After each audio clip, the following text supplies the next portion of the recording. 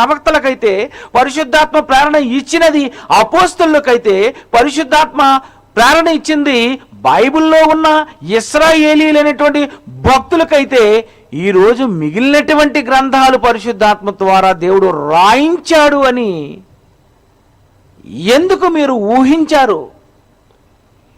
ఎందుకు ఊహిస్తున్నారు? ప్రియమైన దేవుని పిల్లారా, బైబిల్లో ఎంత క్లియర్గా ఉందండి, చాలా క్లియర్గా ఉంది బైబిల్లో.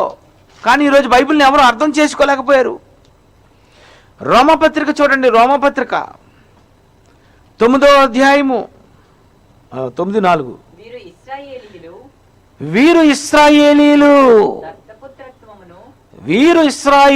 వీరు ఇశ్రాయేలీలు ఎవరు?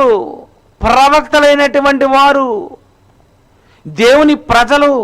వీరు ఇశ్రాయేలీలు దత్తపుత్రత్వమును, మహిమయు, నిబంధనలు, ధర్మశాస్త్ర ప్రధానమును, అర్చనాచారాదులను, వాగ్దానములు వీరివి, వాగ్దానములు వీరివి, వాగ్దానములు వీరివి. కన్యక గర్భవతి అయి కుమారును కనును అన్న వాగ్దానము వీరిదైతే వేరే గ్రంథాల్లోకి ఎందుకు వెళ్తున్నావు? వీరివనుందా, వారివనుందా? వారివా, వీరివా?